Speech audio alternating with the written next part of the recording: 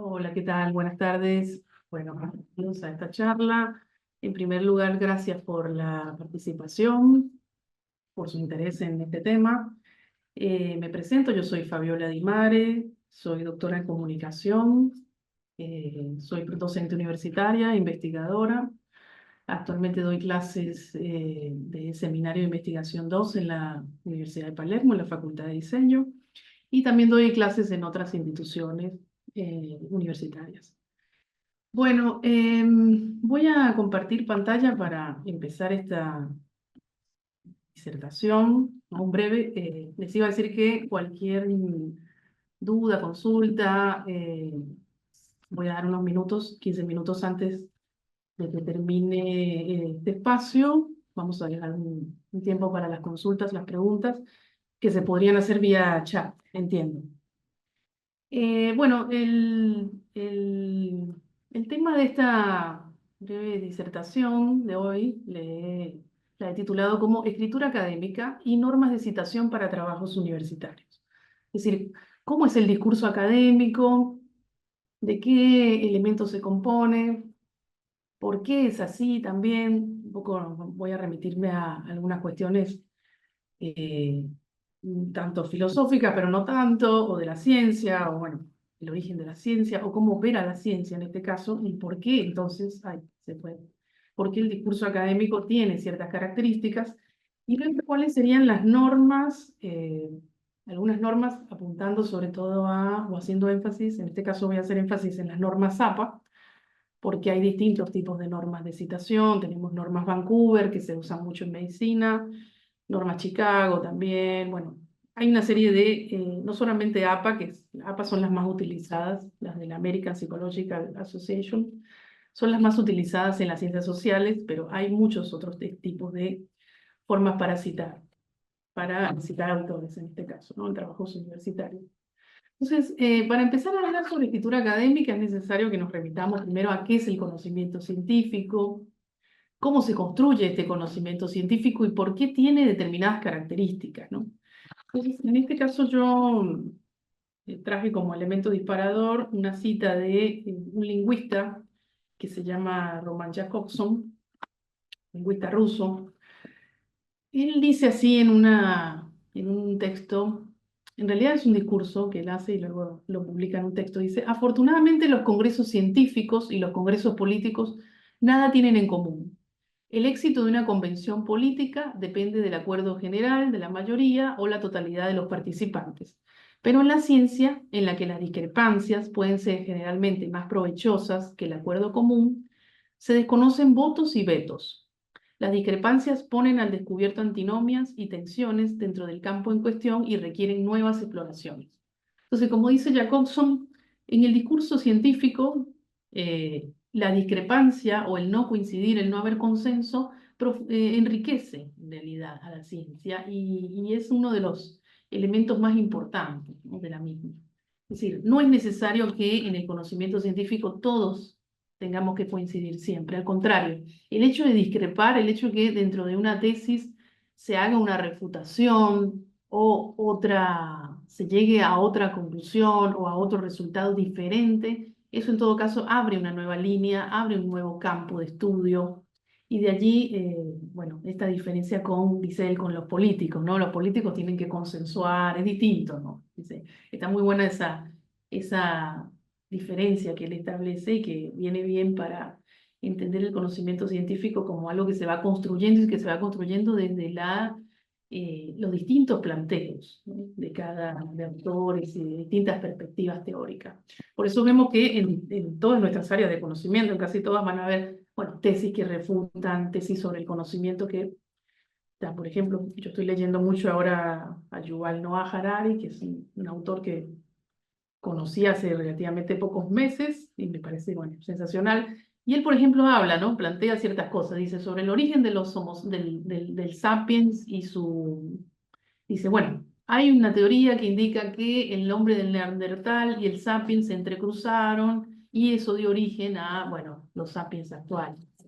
O otra teoría que es la de que no hubo entrecruzamiento, ¿no?, sino que en todo caso se repelieron ambas especies. Dice, bueno, ambas teorías no todavía comprobadas. Y así como en ese campo, digamos, hay muchos otros, en todos los ámbitos de conocimiento hay teorías que refutan a otras y que y las superan, las terminan superando, y bueno, en esa refutación, en ese nuevo planteo, allá hay nuevo conocimiento científico y la ciencia va avanzando. Em, También para comentar sobre esto, esta misma idea del conocimiento científico, traigo a colación acá también a Stephen Hawking, que a lo mejor, bueno, fue un científico muy famoso, hay una película sobre él, este famoso científico que tuvo esclerosis lateral amiotrófica, ¿no? Y bueno, aún con su enfermedad escribió libros, hizo grandes tesis sobre los agujeros negros. Bueno, él decía, un texto que tengo sobre él, se llama Del Big Bang a los agujeros negros, precisamente, dice que en la física, precisamente, siempre todo conocimiento es provisional. Nunca hay nada definitivo, nunca hay nada netamente comprobado y siempre, y dice también en algún momento, indica que cuando una ley es refutada, inmediatamente ese conocimiento se cae y da lugar a otro nuevo quizás, pero ese otro nuevo conocimiento también es refutado. Y veamos esta cita que dice él a propósito. Cualquier física siempre es provisional, en el sentido de que solo una hipótesis nunca se puede probar. De que es solo una hipótesis, perdón, nunca se puede probar. Bueno, todo conocimiento parte de una hipótesis y en el caso de la física, dice, nunca se puede probar de un todo, ¿no? A pesar de que los resultados de los experimentos concuerden muchas veces con la teoría, nunca podremos estar seguros de que la próxima vez el resultado no vaya a contradecirle. Sin embargo, se puede rechazar una teoría en cuanto se encuentre una nueva observación que contradiga sus predicciones. Como ha subrayado el filósofo Karl Popper, una buena teoría está caracterizada por el hecho de predecir un gran número de resultados que en principio pueden ser refutados o invalidados por la observación. Bueno, es muy recurrente que en ciertos campos de conocimiento, en la mayoría, haya necesidad de las tesis o las hipótesis, comprobarlas por la vía de la experimentación, en el caso de la física, la medicina también aplica mucho esto, digamos, necesita probar, ¿no? Con lo que se llama evidencia empírica, ¿no? La evidencia empírica va a producir también conocimiento y quizás válido hasta que probablemente venga otra ley, otra teoría que lo pueda refutar, ¿no? Por eso este tipo de conocimiento es distinto de lo que se llama el conocimiento basado en, digamos, en la experiencia cotidiana, ¿no? Que sería un conocimiento no científico, ¿no? Ahora mismo recuerdo una amiga que me decía, bueno, una amiga que fumaba tabaco y que para apoyar tenía que dejarlo y no podía, y decía, bueno, pero hay mucha gente que ha vivido fumando y nunca le pasa nada. Me decía, bueno, en ese caso nunca le dije, porque, bueno, la gente se enoja a veces, pero ¿qué tiene que suceder allí? ¿O qué tiene que ver ella? La evidencia, la evidencia. ¿Cuántos casos hay de casos de cáncer, por ejemplo, de pulmón a causa del tabaco? ¿Verdad? Ya está prácticamente comprobado en la ciencia médica, que la nicotina o el cigarrillo, bueno, produce daños a nivel cardiovascular, a nivel, bueno, en distintos sistemas, ¿no? Del organismo, pero esto se ha probado por la vía de la experiencia también, no solamente con tesis, sino que también ha habido una evidencia muy grande que ha podido soportar de manera confiable que el tabaco efectivamente hace daño al organismo, ¿no? Por ejemplo, en ese caso, ¿no? En el discurso médico, ¿no? Entonces, volviendo a citar a Hawking, a propósito de eso, dice, bueno, todavía el ser humano está investigando cosas a las que no puede no puede tener un conocimiento total, ¿verdad? Bueno, más aún en este tipo de temas como, bueno, el Big Bang, los agujeros negros, bueno, todo lo que es el universo sigue siendo un conocimiento, o el origen de nosotros mismos sigue siendo un conocimiento todavía no del todo cierto, ¿no? Pero que se sigue investigando. Veamos esta cita a propósito que dice, hoy en día aún seguimos anhelando saber por qué estamos aquí y de dónde venimos. El profundo deseo de conocimiento de la humanidad es justificación suficiente para continuar nuestra búsqueda. Y esta no cesará hasta que poseamos una descripción completa del universo en el que vivimos, ¿no? Como entonces, esta cita es muy linda porque indica que la humanidad siempre está en busca del conocimiento y hasta que no tenga un conocimiento acabado, completo de su origen, de, bueno, tantas cosas que todavía están por descubrir si no se saben, no va a cesar. Así que, ¿qué puede pasar con esto? Que la ciencia, prácticamente el conocimiento es ilimitado, ¿verdad? No cesa la ciencia, sino que por eso un conocimiento produce otro conocimiento y así sucesivamente, ¿no?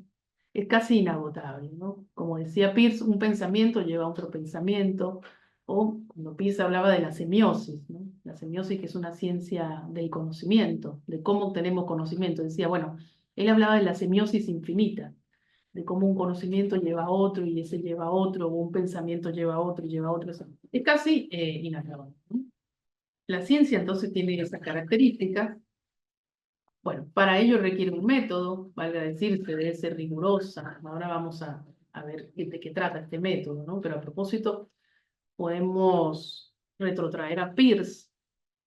Peirce tenía una teoría del conocimiento, ya lo comenté hace poco, hace un ratito, que Peirce es un teórico de lo que se llama la semiótica, que es una ciencia que estudia la semiosis. La semiosis es el proceso de obtención de conocimiento. Desde que nacemos nosotros estamos obteniendo conocimiento y lo hacemos a través de un proceso que él denominaba triádico, que bueno, se trata de ver cómo construimos, cómo nosotros nos representamos las cosas, ¿no? Las cosas existen en la realidad, pero a su vez pasan por nuestra mente, digamos, a través de signos. Él estudiaba principalmente los signos, como los principales, o digamos, los elementos que conforman el conocimiento. Un signo puede ser desde una fotografía, una imagen, un dibujo, hasta, bueno, los signos también son las palabras, un signo. Eh, eh, Así que signo es prácticamente toda representación que, a través de la cual nosotros obtenemos conocimiento, ¿no? Pueden ser, digamos, eso, desde dibujos, gráficos, en este caso palabra, cada palabra es un signo.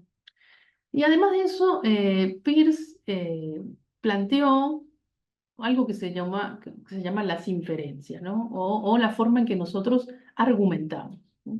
Y habían tres tipos de pensamiento o tipos de inferencia, ¿no? Él decía que había un pensamiento, o que hay un pensamiento de tipo abductivo, tenemos nosotros un pensamiento de tipo abductivo, que está basado en hipótesis, ¿no? En hipótesis, ¿qué es una hipótesis? Una hipótesis es una premisa, un supuesto que yo defiendo, que planteo, y que está por comprobarse, no es certero, no se sabe si es cierto o no, ¿verdad? Todo de hecho, Peirce va a decir que casi todo el pensamiento científico parte de eso, de una premisa. O sea, planteamos una premisa a partir de la cual vamos a tratar de explorar sus consecuencias y vamos a ver si es cierta o no, ¿verdad? Pero siempre viene de ahí, de la hipótesis, ¿no? Podemos comparar este pensamiento abductivo con lo que era el trabajo de Sherlock Holmes, por ejemplo, un investigador como Sherlock Holmes. Sherlock Holmes, ¿qué tenía también? Un método abductivo, él iba tras las pistas, tras las huellas, tenía alguna teoría, alguna premisa sobre lo que pasó con un crimen, ¿no? Recordemos que era este personaje de ficción de Sir Arthur Conan Doyle. Y él tenía siempre alguna teoría, alguna premisa para esclarecer un crimen, ¿no? Sobre lo que sucedió, pero tiene que ir tras pistas, tras huellas. Un poco el pensamiento científico va así, va tras pistas, va tras huellas y plantea primero eso, una hipótesis, es decir, hace una afirmación. Las hipótesis por lo general son afirmaciones que hacemos y que podemos comprobar o rechazar, ¿no? Por ejemplo, vuelvo al caso del tabaco, del cigarrillo. Bueno, el cigarrillo es una sustancia que produce daños a nivel cardíaco, supóngase. Eso es una hipótesis, ¿no? Una hipótesis que no estaba muy comprobada hace algunas décadas atrás, ¿verdad? Hubo necesidad de ver si eso era verdad, como a través de casos, ¿no? La medicina empezó a estudiar casos. ¿Cómo se podía comprobar eso? Bueno, midiendo qué cantidad de personas que iban a consulta cardiológica sufrían supónganse, de problemas del corazón o problemas coronarios y cuántos de esos fumaban, ¿no? ¿Qué porcentaje de esos fumaban? Y esta hipótesis se puede rechazar o aceptar de acuerdo a esos resultados. Entonces, bueno, casi todo el conocimiento científico es abductivo. Sin embargo, Peirce también va a plantear otro tipo de conocimiento, que es inductivo, porque también en la ciencia hay un tipo de conocimiento que es inductivo, que presupone también una verdad, pero necesita un número de casos, como dijimos, para poderlo comprobar. Lo tiene que hacer a partir de la experimentación, a partir de la observación. Por eso es que la mayoría de nuestras tesis, artículos científicos, los trabajos, en el caso de la facultad, los proyectos, llevan una parte que se llama metodológica, ¿no? En el caso del proyecto de graduación, en específico, el capítulo cuarto, es un capítulo que plantea o que propone una solución metodológica o de tipo metodológica para un problema dado, ¿no? Para una pregunta que se planteó inicialmente. Se proponen unas teorías. Bueno, en el caso de la Facultad de Diseño son los 3 primeros capítulos, se plantean las teorías, en el cuarto se plantea la metodología y en el quinto están los resultados y bueno, luego la conclusión, ¿no? Tiene como luego vamos a ver por qué se estructura de esta manera, ¿no? Es un pensamiento, el conocimiento o la ciencia requiere de un discurso muy estructurado, como este que acabamos de ilustrar. Bueno, entonces está también el pensamiento inductivo, que es este que necesita casos para comprobar.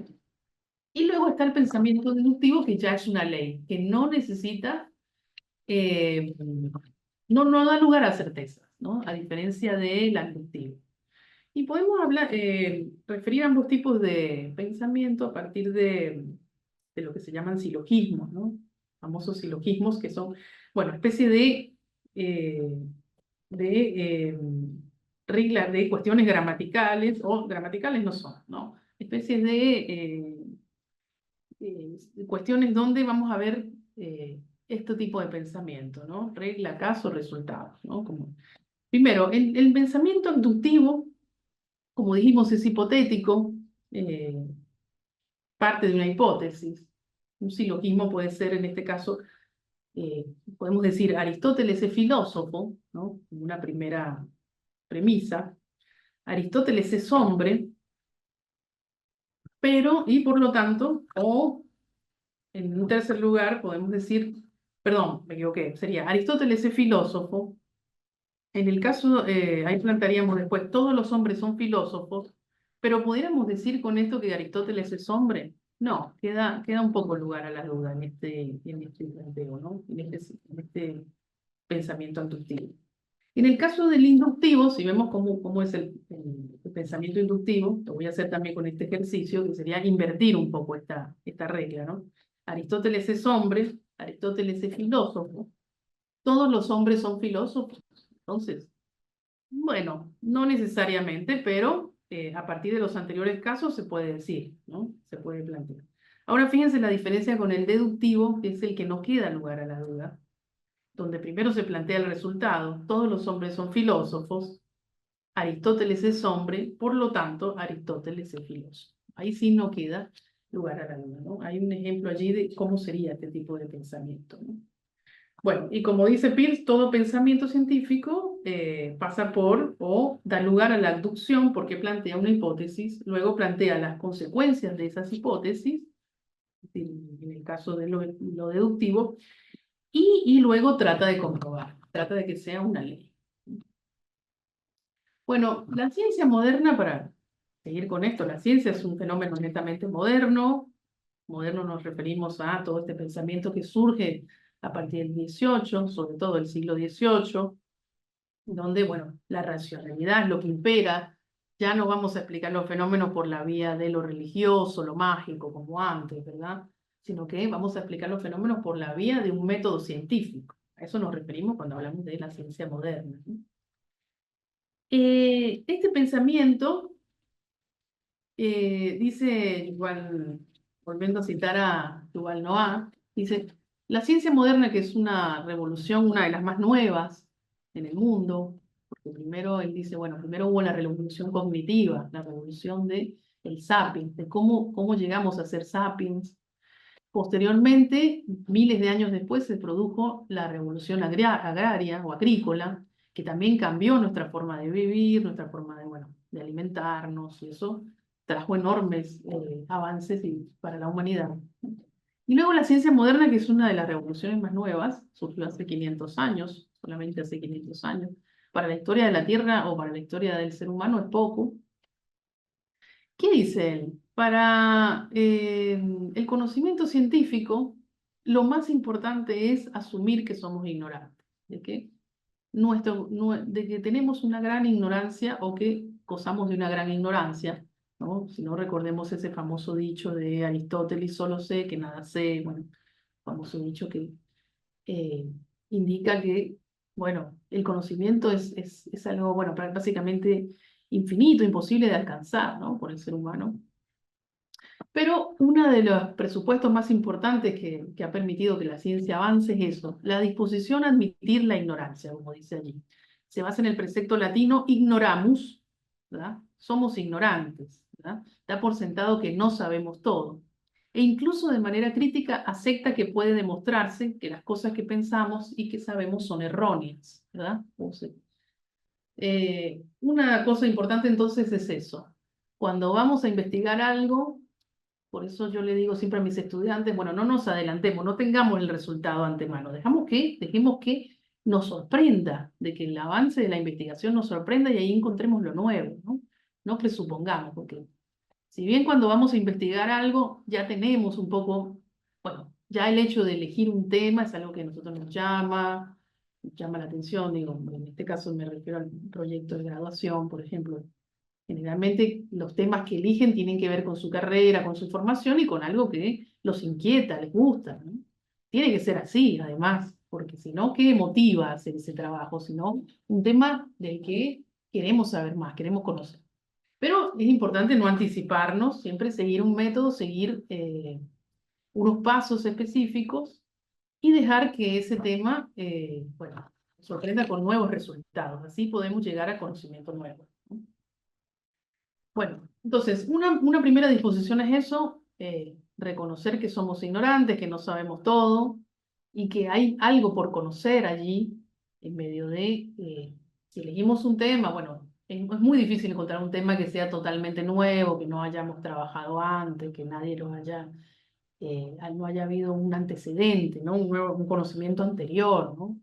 De hecho, siempre que vamos a hacer una investigación, una tesis, un proyecto, bueno, tenemos que eh, explorar qué se ha dicho al respecto, ¿no? Buscar lo que se llaman los antecedentes, el estado del arte, qué se ha dicho, y en medio de ese estado del arte o de esos antecedentes, qué es todo lo que está dicho, qué es lo que falta, ¿no? Quizás, ¿dónde está el área de vacancia en nuestra investigación, ¿no? Siempre van a haber intersticios o lugares por donde nosotros vamos a poder eh, o vacancias donde nosotros vamos a poder insertar nuestro trabajo en un campo de conocimiento determinado, ¿no?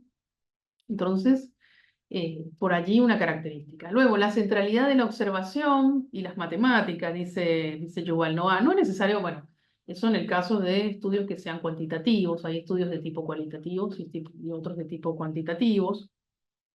No vamos a profundizar mucho en ello porque no es el propósito de esta charla ahora. Quizás queda para después este tipo de temas, ¿no? Pero la mayoría de los métodos científicos conlleva, o hay una serie de pasos para investigaciones que son cualitativas, ¿no? Por ejemplo, las ciencias sociales trabajan mucho con los métodos cualitativos, es decir, con los métodos que se basan en explorar fenómenos, situaciones, poblaciones específicas, estudios de casos específicos, a profundidad, con técnicas que nos permiten trabajar lo cualitativo, ¿no? Por ejemplo, la observación, la etnografía, las entrevistas a profundidad, ¿no? Todos estos son métodos cualitativos o técnicas cualitativas. Y luego las cuantitativas, que son aquellas, bueno, que se basan en datos numéricos, hacen encuestas, ¿verdad? O ya eh, cuantifican cuestiones, ¿no? Entonces ahí el análisis es netamente cuantitativo.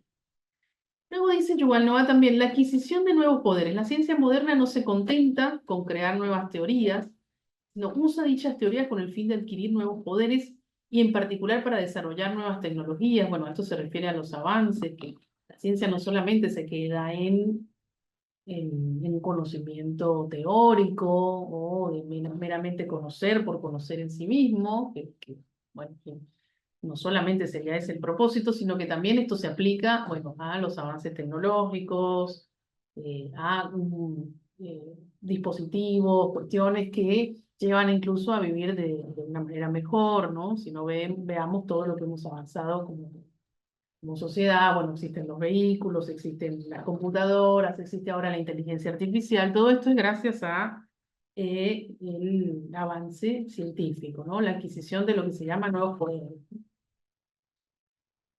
Entonces, de todo lo que hemos dicho hasta ahora, podemos decir que el discurso científico tiene algunas características específicas, ¿no? Para poder ser confiable, verificable, ¿verdad? Una de ellas es que debe ser objetivo e imparcial, ¿verdad? Debe estar revestido de imparcialidad, de objetividad, es decir, evita opiniones subjetivas. Allí se basa en datos verificables y evidencia empírica. Evidencia empírica es eso, evidencia que puede ser comprobable, bien sea por la vía de la observación, bien sea por la vía de datos cuantitativos, cualitativos, cualquiera sea el método, ¿no? Y esta idea de objetividad, que si bien es natural que cuando trabajemos o abordemos un tema de investigación, tratemos de ser lo más rigurosos, objetivos, siempre, bueno, va a haber algo de apego del investigador con lo que estudia, porque precisamente es algo que quiere conocer, algo que le llama la atención, que le inquieta. Pero en el discurso científico hay que seguir ciertas pautas para evitar que la subjetividad se imponga, ¿no? Por ejemplo, es muy común y es usual y debe hacerse prácticamente que el discurso, en este caso, de la forma en que escribamos en nuestros proyectos, en nuestros trabajos de investigación, sea de modo impersonal o lo que se llama en tercera persona, se suele usar mucho, porque eso indica un poco ese desapego, ¿no? Esa objetividad o esa cierta imparcialidad que debe haber. Sin embargo, se puede usar también la primera persona del plural, nosotros, es una buena manera también de estructurar, bueno, nosotros planteamos, creemos que, bueno, porque generalmente cuando hay un proyecto de investigación puede haber un equipo, así que hay profesores, hay estudiantes, digamos. Si bien hay, a veces parece que nosotros trabajamos solitos en algunas cosas, bueno, siempre hay algún equipo, alguna persona que nos ayuda, que nos orienta, así que está bien decir también el nosotros o poner una persona del plural ahí, una primera persona del plural. Pero por lo general, la forma de escribir es impersonal y un poco tiene que ver con esto, con esta idea de objetividad y de imparcialidad. En esta cuestión de no mezclar la subjetividad, bueno, deben evitarse los epítetos, también los adjetivos, adjetivar, ¿verdad? Adjetivar si esto es bueno, si esto es bello, si esto es así. Digamos, tenemos que tratar de ser lo más imparciales o neutrales posibles, aun cuando sabemos que la ciencia, bueno, no es del todo neutra, pero a nivel discursivo hay que tratar de seguir esa norma, digamos. Bueno, es importante también utilizar un lenguaje claro al momento de escribir, un lenguaje preciso, ¿no? Hay que evitar las ambigüedades, como dice allí, evitar ser ambiguo al momento de usar, bueno, está bueno utilizar el presente simple, el pasado simple, en este caso, o sea, no complejizar las cosas, lo que no indica que vamos a usar un lenguaje coloquial, llano y poco adecuado. Eso no, hay que usar los términos precisos para cada campo de conocimiento, eh, usar los conceptos, los términos adecuados, ¿verdad? Eso le va a dar también solidez a nuestro proyecto. Pero hay que tratar de ser lo más claro posible, ¿no? Una redacción clara, precisa, concisa, que no dé lugar a la duda con lo que estamos diciendo. Por eso, bueno, parece que, me parece, no está bueno poner ese tipo de vocablos en un proyecto, ¿no? Sino, este, bueno, afirmar las cosas con la mayor claridad posible. O negarlas en el caso de que hay que decir, hablar de alguna teoría que está hoy en día superada, bueno, que también porque en la mayoría de proyectos de investigación y trabajo contraponemos teorías. Es normal que contrapongamos teorías y en este marco, pues bueno, es normal que, bueno, debemos ser, exacto, lo más precisos y concisos posible.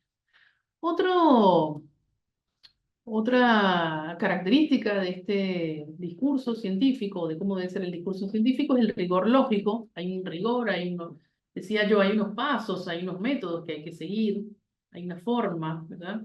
En que hay que estructurar este discurso. Los argumentos deben estar organizados de manera coherente y fundamentada, ¿verdad? Deben tener una estructura. ¿Por qué entonces?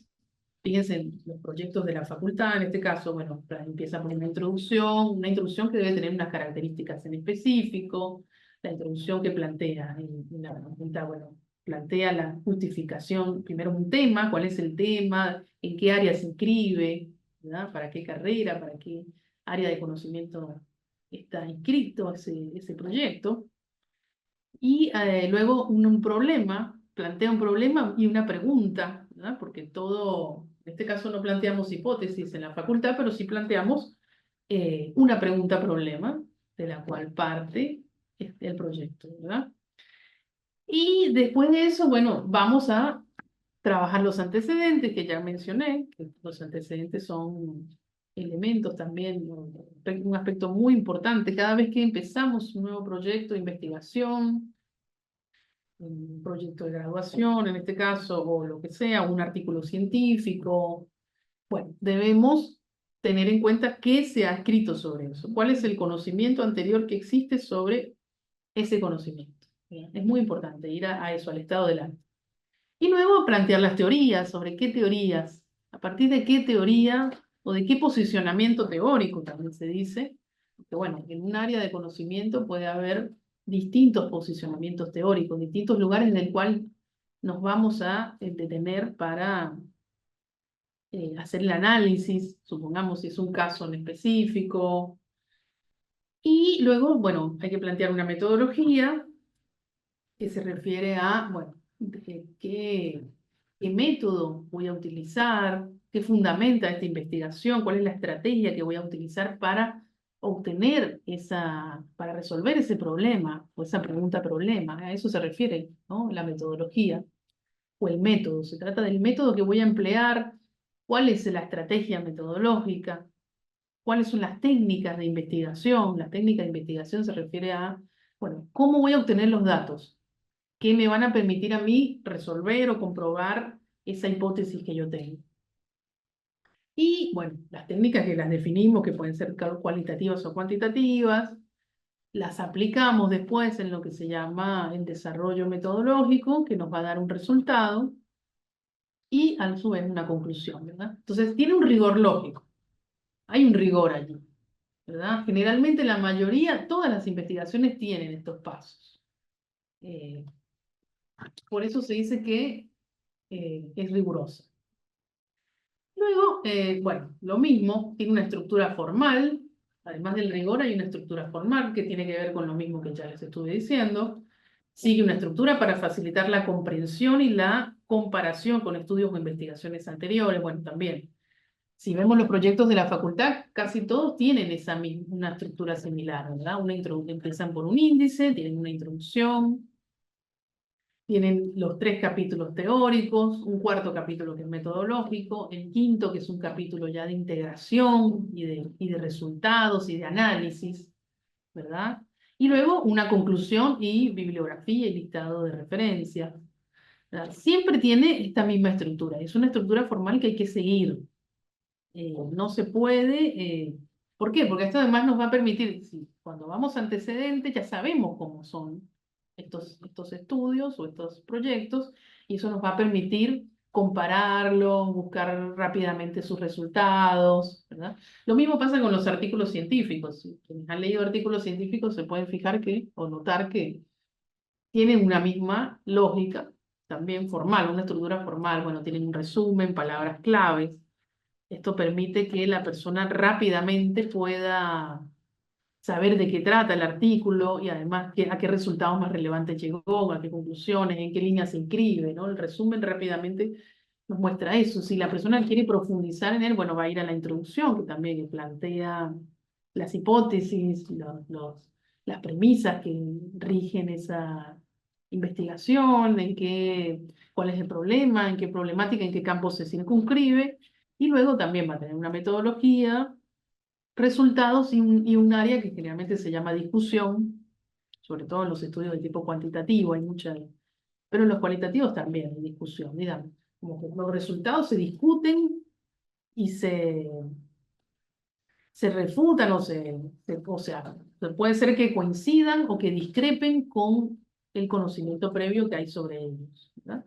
Entonces también sigue una misma eh, estructura formal. Es importante entonces siempre saber cuál es la estructura que debe tener nuestro trabajo, respetarla. En este caso, ¿sí? Si vamos a publicar en una revista científica, tenemos que ver las normas de esa revista. Si estamos, bueno, casi todos en el caso de los estudiantes de la facultad ven seminario 1, seminario 2, donde se les explica cuál es la estructura que debe tener su proyecto de graduación. Pero bueno, y en todas las facultades es así. Cada facultad va a tener sus normas. Bueno, esto lo conecto con la citación de fuentes, que ya un tema importante, ¿no? Un tema importante para trabajar en esta breve disertación. Las fuentes van a permitir respaldar afirmaciones y situar la investigación en un contexto o campo de conocimiento específico. Se citan autores y estudios previos. En especial, es esencial dar crédito a los autores originales y evitar el plagio. Bueno, para eso se citan las fuentes. Digamos, en nuestros trabajos, en nuestros proyectos de graduación, en nuestros trabajos de investigación, en todo trabajo de investigación es necesario citar a otros autores, ¿verdad? Porque nosotros no tenemos un conocimiento de todo. Siempre tenemos que buscar a otros que hayan trabajado determinados temas, a otros que hayan teorizado en un campo de conocimiento en que nosotros vamos a trabajar, ¿verdad? Y para esto necesitamos citar fuentes, ¿no? Hacer lo que se llama la citación de fuentes, que se refiere precisamente a cómo lo vamos a hacer, cómo vamos a traer la voz de otro. ¿Verdad? Citar fuentes se refiere a eso, ¿ah?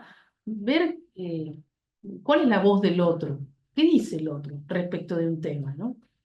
Si es un tema sobre, bueno, marketing o publicidad o campañas políticas, bueno, yo tengo que buscar autores que sean referentes en ese tema, en esa temática, o si es historia de los medios también, bueno, qué autores hay en la temática, si quiero hacer un estudio sobre el periodismo en la época colonial, supónganse. Bueno, tengo que buscar autores vinculados con historia de los medios, historia ¿verdad? De los medios, de este tipo de medios antiguos, que en Argentina hay muchísimo sobre eso, hay mucha gente que ha hecho sobre esto, pero bueno, quizás es un poco general el tema, habría que precisar qué periódico, qué fuente, qué medio, qué periódico específico. O se me ocurre ahora, bueno, proyectos que se han presentado en la facultad sobre agenda setting, sobre los medios, sobre discursos mediáticos o sobre redes sociales. Bueno, tengo que buscar autores que hayan trabajado con este tipo de temas para ver cuáles son las teorías que debo seguir, ¿no? ¿Cuáles son las teorías que debo eh, citar o mencionar? Porque no me las sé, ¿no? Por más que las lea, es necesario dar crédito a esas personas para poder, bueno, trabajar. Si yo quiero, supóngase, hacer un estudio sobre el uso de las redes sociales en estudiantes de la Facultad de Diseño. Bueno, puedo buscar hay muchas investigaciones sobre redes sociales y hay teorías, ¿no? Por ejemplo, ahora se me viene a la mente, yo puedo trabajar con las teorizaciones que ha hecho Natalia Aruguete y Ernesto Calvo, quienes tienen un texto donde exponen categorías específicas para trabajar redes sociales, ¿no? En específico, ellos hablan de, bueno, hay varios mecanismos a través de los cuales funcionan las redes sociales, ¿no? En este caso, están, bueno, activación selectiva, dice ellos, todo aquello que nosotros activamos o seleccionamos. Luego, perdón, atención selectiva es el primero. Todo aquello a lo que prestamos atención o damos like, es atención selectiva. O todo aquello que seguimos, todas aquellas cosas que nos interesan. Luego, activación en cascada es eso, los likes, las retweets, ¿no? En el caso de X, antes se decía tuitear por Twitter, ahora, bueno, sigue siendo, ¿no? Tuitear el verbo que ahora incluso se castellanizó, ¿no?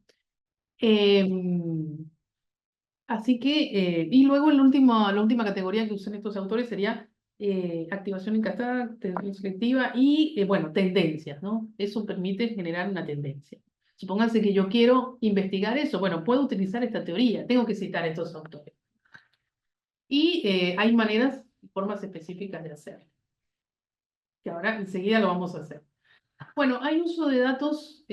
Otro elemento importante que tiene el discurso científico es que usa datos cualitativos y cuantitativos, eso ya lo dijimos. Bueno, datos, perdón, ahí iría el ítem número 6, un errorcito ahí en la lámina.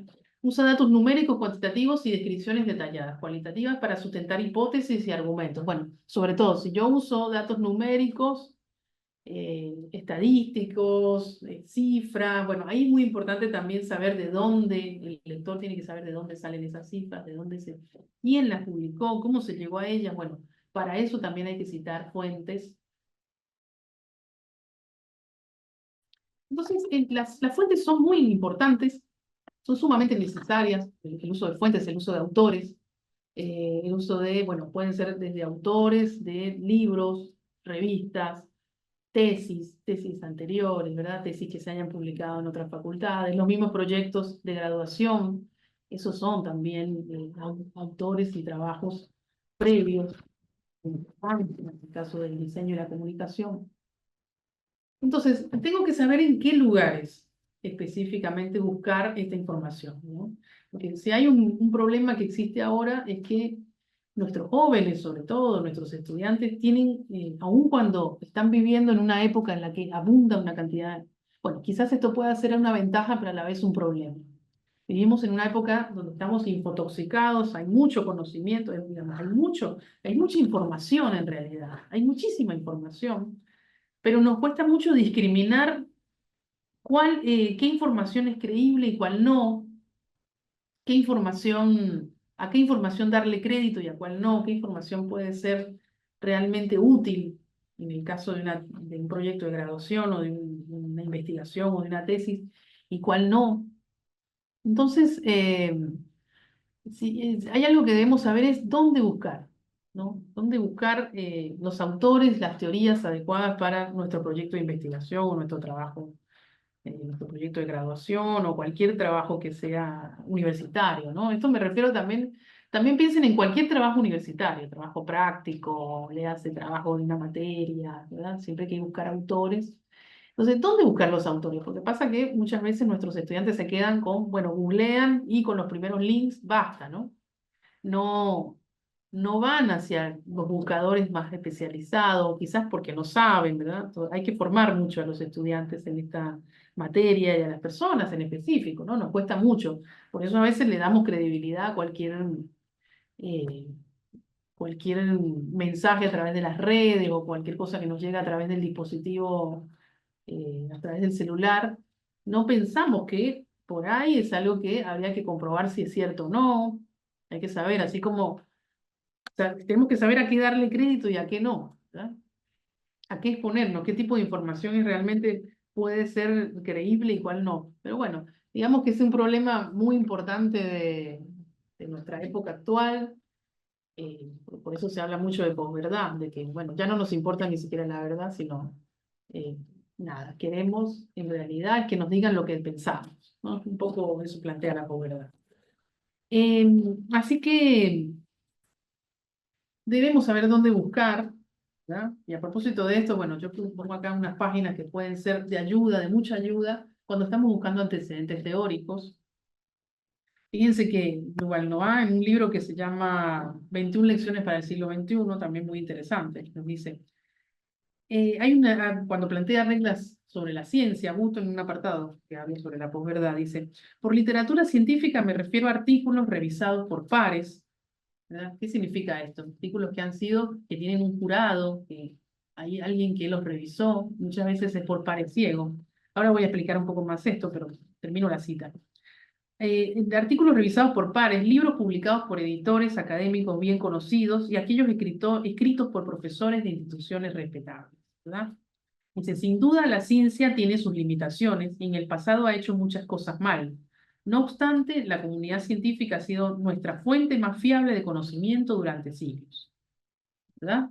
Entonces, hay que buscar eso, el lugar donde podamos conseguir la información más confiable posible. Entonces, bueno, acá les pongo, bueno, Google Académico es una, Google Scholar, puede ser, es un lugar de googlear a nivel general, nos podemos ir a Google Scholar o Google Académico, ¿no? En inglés, y hacer búsquedas por allí, porque este buscador, bueno, solamente nos va a dar artículos científicos, libros, nos va a dar información mucho más rigurosa. Como dice Yuval Noah, bueno, eh, eh, revisada por pares ciegos, también se llama eso. ¿Qué quiere decir? Que hay dos, por lo menos dos investigadores que revisaron ese artículo o ese texto y ese texto fue revisado, fue chequeado, fue evaluado de forma rigurosa, ¿no? Por investigadores especializados sobre el tema. De hecho, cuando vean un artículo científico, bueno, a veces incluso algunos dicen aceptado en tal fecha, revisado, ¿verdad? O devuelto a los autores en tal fecha, porque después de unos meses o de un tiempo a los evaluadores se les da un tiempo para que revisen si eso está bien o no, si el artículo puede ser publicable o no, o el proyecto o lo que sea, generalmente el artículo, ¿no? En revistas científicas. Y la persona, si está para publicar y tiene observaciones, hay que adoptar esas observaciones y luego sí puede ser publicado. Es decir, que ha sido pasado por una revisión, ¿no? De alguna manera exhaustiva por expertos. Y eso le da credibilidad, ¿no? Entonces, casi todo lo que encuentren en Google Scholar va a tener esas características. Luego hay otro buscador que se llama Dialnet, que también es recomendable. Generalmente Dialnet, unirrojas.dialnet, si no me equivoco es la dirección. O si, igual si en la barra del buscador ponen Dialnet, los va a dirigir a este buscador. Este es un buscador también que les va a dar, bueno, documentos científicos, tesis, bueno, trabajos académicos y confiables, ¿no? Entonces, hay otro portal que está bueno para utilizar. Bueno, Redalic también, que también lo que se llama un portal o un repositorio muy importante, ¿no? Latinoamericano, ¿no? De Latinoamérica, que contiene información científica, como dice allí también. Van a encontrar allí solamente tesis, trabajos científicos, artículos, ¿verdad? Toda información especializada en campos de conocimiento específicos. Para las ciencias sociales tiene buenas investigaciones de ciencias sociales.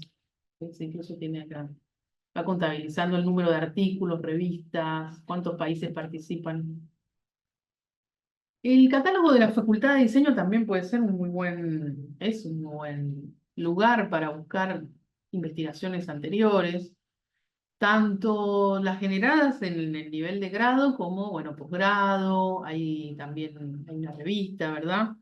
Hay distintos materiales que les van a servir como ayuda, como antecedente para sus investigaciones y para citar autores, para citar teorías, para buscar, bueno, estados del arte, antecedentes.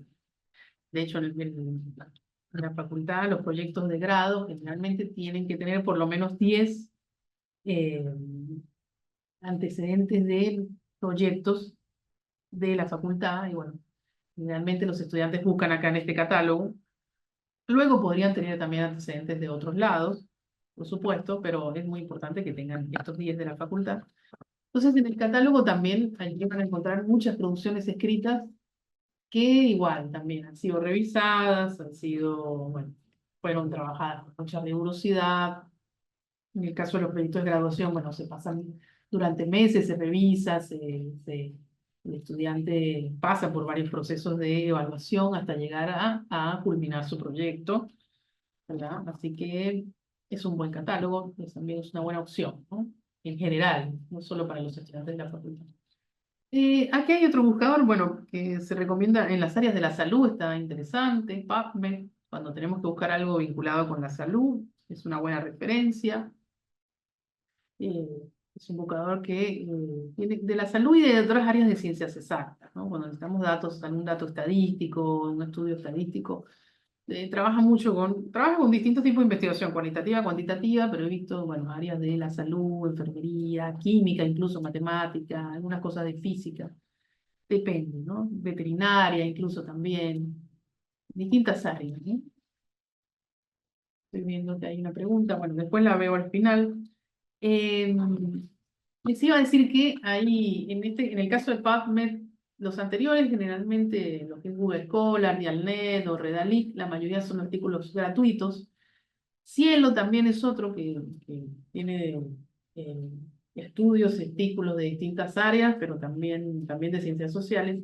Pasa mucho, por ejemplo, en el caso de PubMed y algunos de Cielo, quizás puedan conseguir o otros, ¿no? Que los artículos están cerrados, digamos, no están abiertos gratuitamente a los lectores porque, bueno, deben pagar. Sobre todo pasa mucho esto en medicina.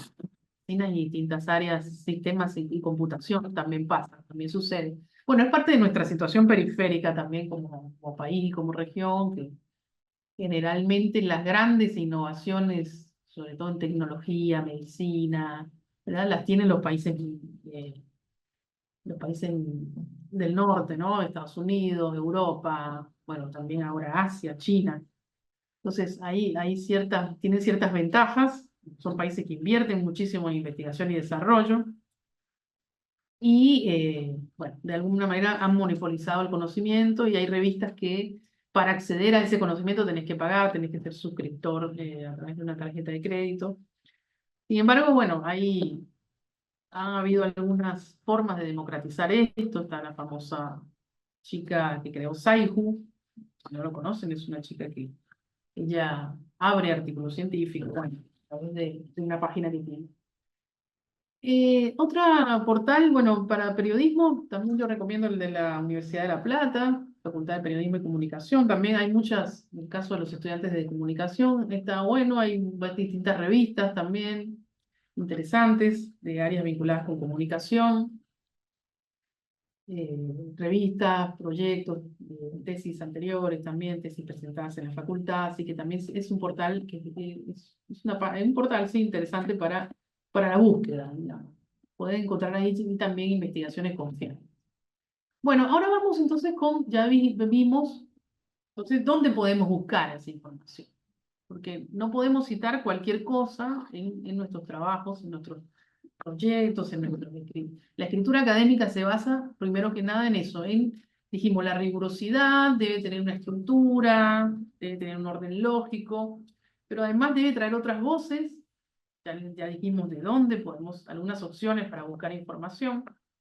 Ahora, ¿cómo traemos esas voces? ¿Cuál es el estilo que se debe adoptar para traer entonces en nuestros trabajos esos autores que queremos citar, ¿no? Digamos, como en la jerga académica se le llama eso citación, normas, y por eso hay muchas normas de citación.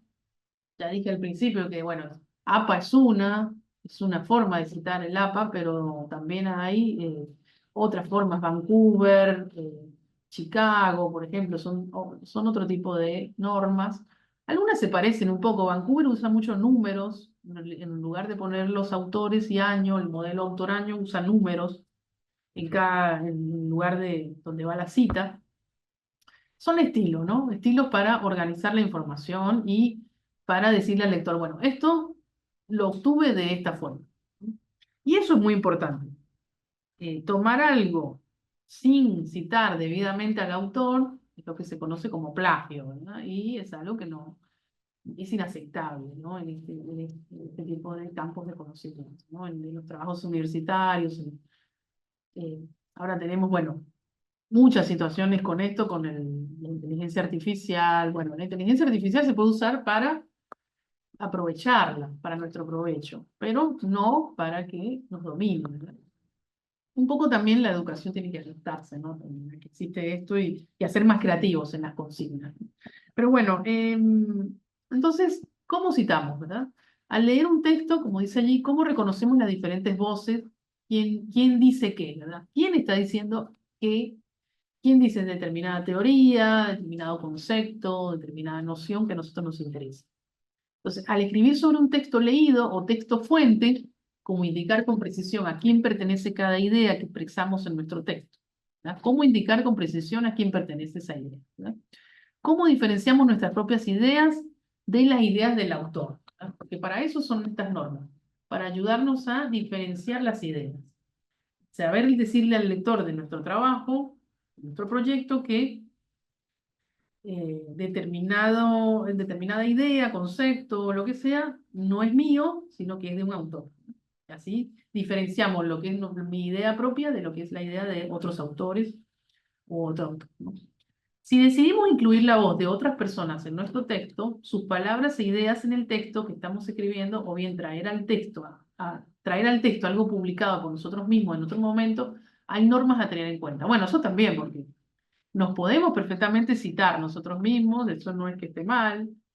Los académicos es algo que lo hacen mucho, citan sus propios trabajos anteriores, bueno, eso sí es necesario, si es necesario decirle al autor, bueno, o al lector, quiero decir, bueno, este trabajo viene de cosas que ya había planteado anteriormente, o de investigaciones que anteriormente se habían hecho, que llegaron hasta este lugar, y ahora vamos a ampliar, o, bueno, necesito retrotraer de alguna manera eso que dije, bueno, lo puedo también hacer por la vía de la cita, por la vía de tener en cuenta cómo se hace, ¿no?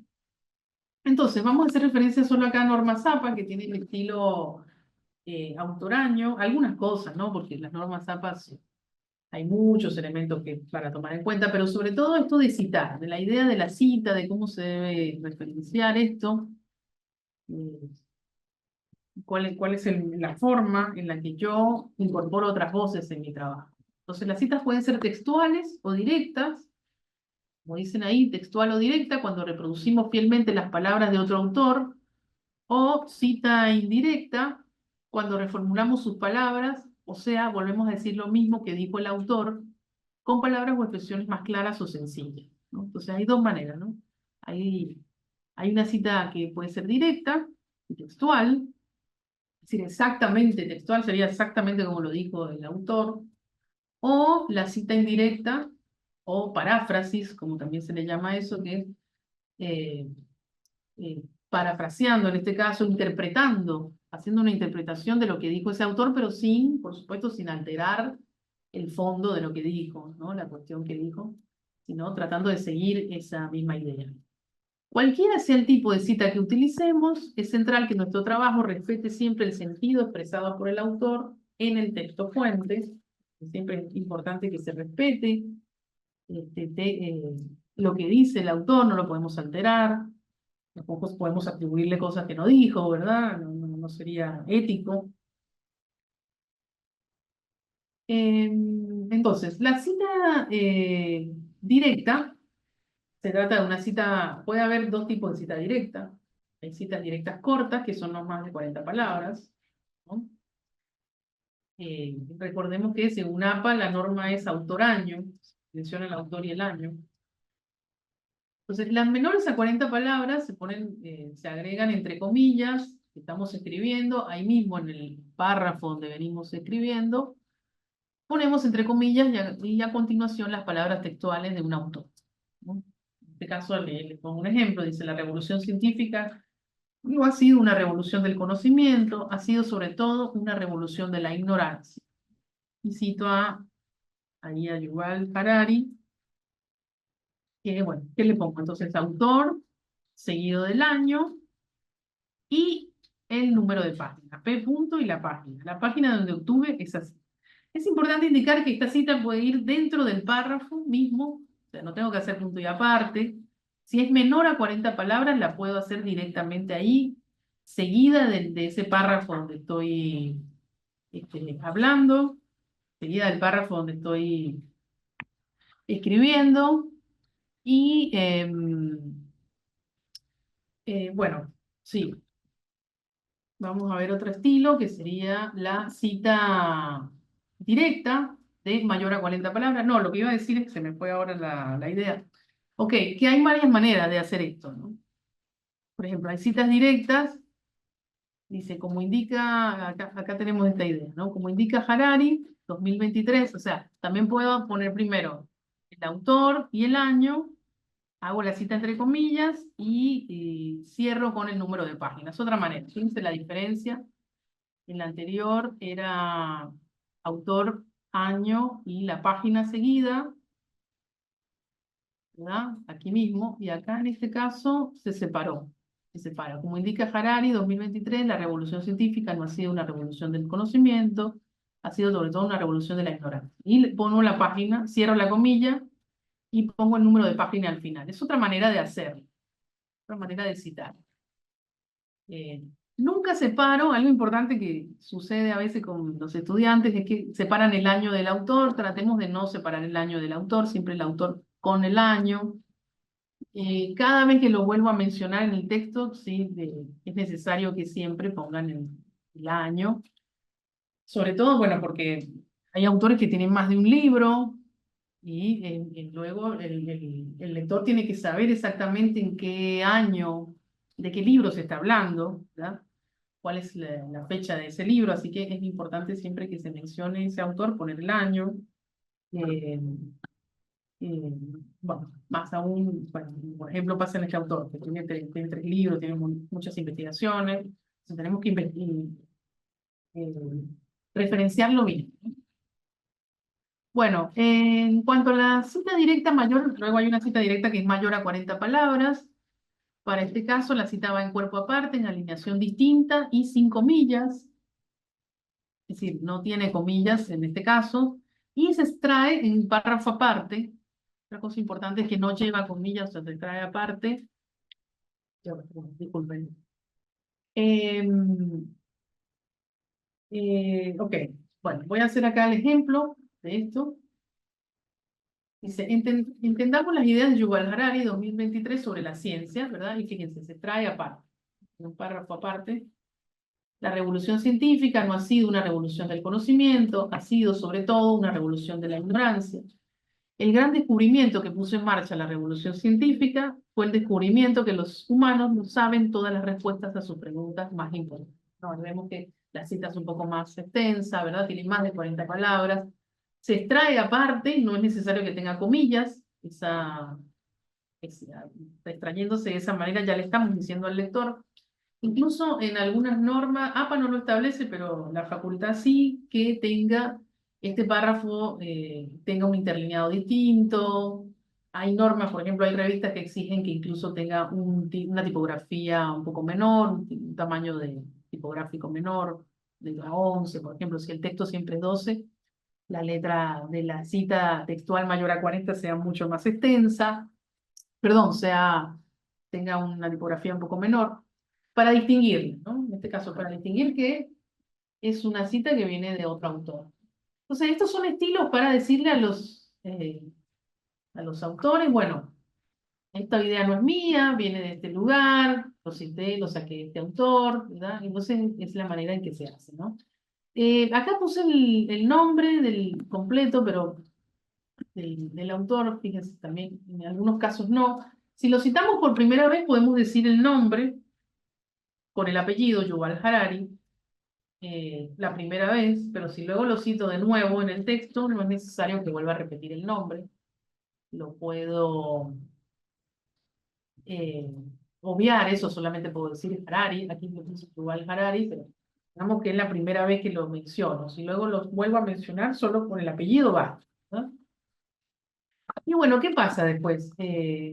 Además de la cita, bueno, entonces tenemos cita directa, ahora vamos a hablar de la otra tipo de cita, que es la indirecta o la paráfrasis, que también, bueno, en este caso solamente iría autor-año, y la idea, pero escrita de otra forma, es una interpretación. Como indica Yuval Harari, 2023, la mayor revolución emprendida por los humanos ha sido la científica, cuyo mayor descubrimiento ha sido el de saber que ignoramos las respuestas a nuestras principales interrogantes. Supónganse que es una cita textual o una interpretación de la anterior. No lo quiero decir con las palabras exactas, sino que lo quiero interpretar. Bueno, lo puedo decir de esta manera. No lleva en este caso número de página, sino que solamente puedo mencionar al autor y al año. Es importante siempre en todos los casos que las ideas no sean nuestras, por supuesto, mencionar a ese autor, de dónde viene esa idea. Otra cosa, acá no lo ilustro en específico, pero bueno, un texto puede tener más de un autor, dos, tres, bueno, es casi ilimitado, cuatro, cinco. Cuando son dos, se pueden nombrar los dos, que es, bueno, Harari y X personas, o Pedro y González, entre paréntesis 2023 o 2000, cualquiera sea el año. Busco el año de la edición o de la revista, ¿verdad? Los nombro. Si son tres, también se pueden nombrar los tres. En este caso puede ser Martínez, González y Alfonso, pónganse, entre paréntesis 2015, o sea, o el año de la obra. Ahí estarían los tres. Cuando ya son más de tres, cuatro, cinco, lo que sea, lo tengo que resolver. Puedo poner los primeros tres apellidos y luego utilizo una partícula que se llama et al. Ahí se las voy a escribir en el chat, ¿no? Et al. Eh, Sería, por ejemplo, puedo escribir, bueno, Pérez, Martínez, González, pónganse que son más de cuatro. González et al, ¿verdad? Son más de tres. Entonces iría allí y seguido del año, ¿no? El año es 2015, bueno, ahí les puse. Bueno, esa sería la manera. Pérez, Martínez, González et al indican que, ¿verdad? Y se agrega entonces, siempre dándole el crédito entonces a los primeros tres. ¿Por qué? Porque bueno, no estaría, hay personas que incluso nombran el primero y luego dicen et al. Las normas APA actuales dicen que se pueden nombrar los tres primeros apellidos y después poner esa partícula en al, que significa o y otros, es una partícula en latín, significa que hay otros que participan. Bueno, sucede mucho en ciertos casos, en ciertos, eh, ah, sobre todo en revistas científicas se ve mucho esto. Bueno, colaboran equipos grandes para elaborar una investigación, y hay más de dos, tres, cuatro, cinco, seis autores. Incluso las normas APA establecen que pueden haber 10, incluso hasta 19, pueden haber 20, o sea, bueno, es ilimitado. Bueno, a todo texto hay que ponerle una bibliografía, ¿verdad? A todo texto teórico debe tener una bibliografía. Como dice ahí. Por otro lado, todo texto académico debe contar con las referencias bibliográficas, es decir, con un listado de los autores y de los escritos que se utilizaron en citas y comentarios. Este listado va al final del texto y posee determinadas características específicas, ¿verdad? Entonces, todos los autores que citamos en una investigación en particular, en un proyecto, en lo que sea que estemos haciendo, un trabajo académico, deben estar todo lo que se cita en un listado bibliográfico. En el caso del proyecto de graduación, incluso se les pide discriminar entre referencias bibliográficas y bibliografía. Una y otra, ¿qué significa? Las referencias bibliográficas sería todo lo citado, y bibliografía incluye lo citado y lo no citado, porque puede pasar que en algunos casos hayamos investigado trabajos que luego no citamos, pero que también formaron parte, pues, de esa búsqueda que hicimos. Entonces deben aparecer. Y el mecanismo para hacerlo en el caso de libros es autor, fecha, título del libro, en el caso de libros, ¿no? Lugar, editorial, ahí está el ejemplo. Bueno, el autor, se agrega el apellido del primer autor, el apellido, solamente el apellido y las iniciales del nombre. Sería apellido, coma, inicial del nombre, año. Ahí está el título del libro, en este caso de Animales a Dioses, Buenos Aires y Editorial Debate, ¿sí? La editorial, ¿verdad? Ahí está cómo se cita un libro. Y tengo también hay un ejemplo de, bueno, por ejemplo, para tesis, en caso esto es una referencia a una tesis, dice Cernaz, bueno, el primer apellido, seguido de las iniciales del nombre, entre paréntesis 2014, el año, las transformaciones de un público lector, los periódicos como novedad, en el Buenos Aires tardocolonial. Bueno, es una tesis, entonces pongo Universidad de La Plata, Facultad de Humanidades y Ciencias de la Educación, Departamento de Bibliotecología, y es importante en este caso ponerlas el vínculo o el link que lleva a esa investigación. En el caso de las tesis se agrega ese link, eh, para que el lector pueda investigarlo allí, pueda buscarlo. Cuando son documentos de sitio web, también se agrega el, el- el vínculo o el link.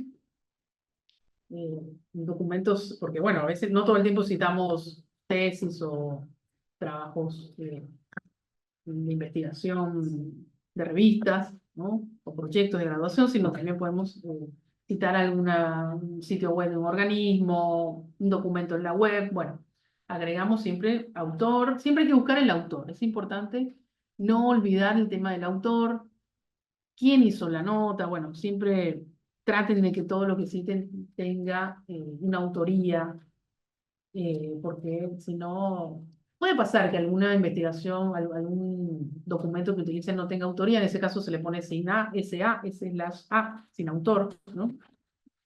Pero bueno, esto debe ser de secciones. Ahí se lo voy a poner como se debería. S/A. Lo mismo que la fecha también es importante, siempre buscar la fecha, cuándo se publicó, ¿verdad? ¿Se puede no usar un texto que no tenga autor? Sí, se puede, se pone así, esa es la A, pero que no sea la norma en nuestros trabajos, así como tampoco que todas las cosas que citemos sean cosas de sitio web, cosas de blogs, ¿verdad? No es que no se pueda, pero hay que primero ir a las fuentes confiables, ¿no? Es importante eso. A ver qué otra, ajá, tengo ahí otro ejemplo en este caso, de revista. Aquí tenemos, en este caso es un artículo de una revista, de un dossier, y tiene dos autores, ¿no? Como ejemplo también nos sirve. Moreira C. y Mateus BM. Ahí después Mateus sería una coma, disculpen. Entre paréntesis 2020, y el texto se llama Introducción al dossier, Historia de la cultura material, objetos, agencias, procesos. Tiene comillas porque el original era así, con comillas. No van los títulos. Según APA no va el título del artículo en comillas, sino que en este caso el original lo traía. Y el nombre de la revista se llama Anuario de Historia Virtual. Fíjense, en este caso va en cursiva el título de la revista, seguido del volumen o el año. Si tiene volumen y año, se pone uno u otro. Si tiene solo volumen, como en este caso, se pone entre paréntesis. Y el 1 al 10 sería en este caso las páginas. ¿Cuántas páginas tiene? Generalmente cuando se pone en la bibliografía las revistas, se debe incluir este tipo de datos. El título de la revista, el volumen, el año y el número de páginas.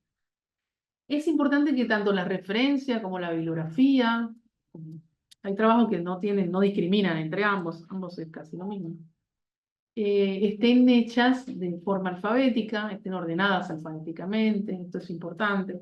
APA incluso pide que la bibliografía esté en francesa, en- la palabra sería en sangría francesa, disculpen, en sangría francesa, también que es bueno, un pequeño espacio que hay donde solamente van los autores, quedan libres los autores allí. Son estilos, ¿no? Son estilos para que nuestros trabajos se entiendan, para decirle a los autores, bueno, cómo, a nuestros lectores sobre todo. Estas formas nos permiten decir a los lectores, bueno, esto es lo que dicen otros autores, ¿cómo traigo, no? La voz de otro. Porque, bueno, el conocimiento científico, como vimos desde el principio, es así. Viene de refutar a otro, de reafirmar lo que otro dijo, de incrementar un nuevo conocimiento que ya está, pero añadir algo nuevo, ¿verdad? Ningún conocimiento viene de cero, por lo menos ahora no. Es muy difícil que partamos de cero en algo. Pero sí es posible siempre partir de algo novedoso o incorporar algo novedoso en un campo de conocimiento. Así que bueno, les doy las gracias, les dejo ahí, bueno, mis datos y mi correo, de nuevo, mi correo por si tienen alguna duda, algo más que profundizar. Es poco el tiempo para tanto. Eh, Hay que ir, bueno, en este caso al manual de normas APA para revisar otras cuestiones. Por ahora voy a contestar unas preguntas ahora en este espacio, unos comentarios que veo en el chat. Dice, además de este relacionado a salud, ¿conoces otro?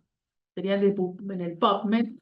Está PubMed, pongo allí el PubMed, está Cielo, en la salud también estaría Cielo. Que sepa la biblioteca Cochrane, ahí lo voy a escribir, ese también es de salud. Dialnet tiene cosas para la salud también. ¿Viste? Ahí tiro les digo, algunos de esos portales. después depende del área de conocimiento, por ejemplo, para radiólogos sé que hay páginas específicas, Radiologistán, bueno, hay revistas, después ir a revistas específicas, pero en específico esos cuatro que puse allí va a ser bastante bueno para encontrar información sobre medicina. El mismo Google Scholar también tiene cosas de medicina, Google Académico. ¿Algún sitio para buscar sobre referencias en marketing mobile? Bueno, el mismo de la facultad, también sitios donde poder buscar bibliografía, leer online, descargar, además de la biblioteca de la UP. Bueno, hay sitios donde podés descargar, eh, pero no son, lo que pasa es que algunos no son gratuitos y abiertos. Por ejemplo, está el caso de Veran o Script, Veran Script, que son unas aplicaciones para leer y descargar.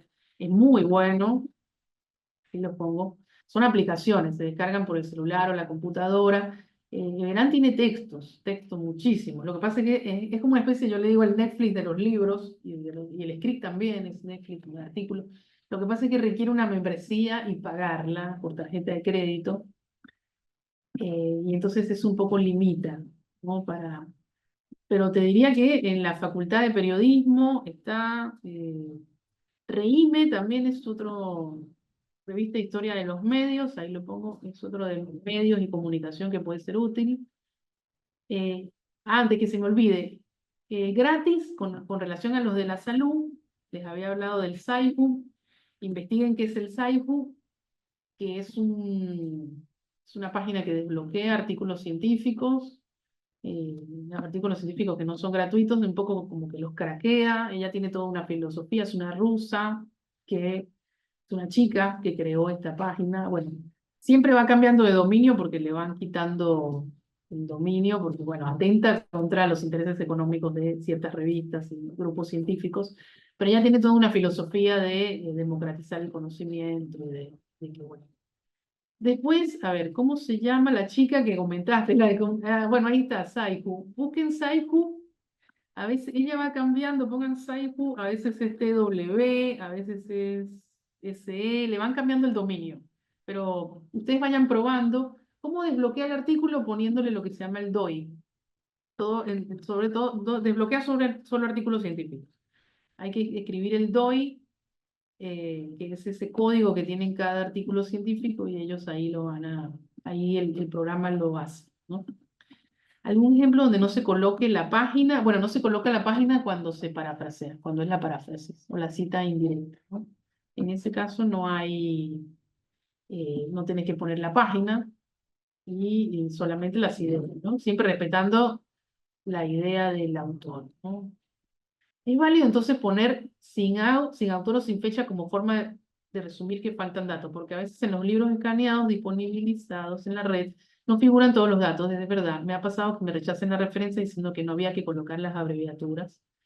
Sí, sí, es válido, no hay que exagerar, o sea, no es que vamos a basar todo un trabajo en, no conseguí autores, todo sin autor, pero sí, podríamos poner sin autor, incluso a veces pasa sin autor, sin fecha, ¿eh?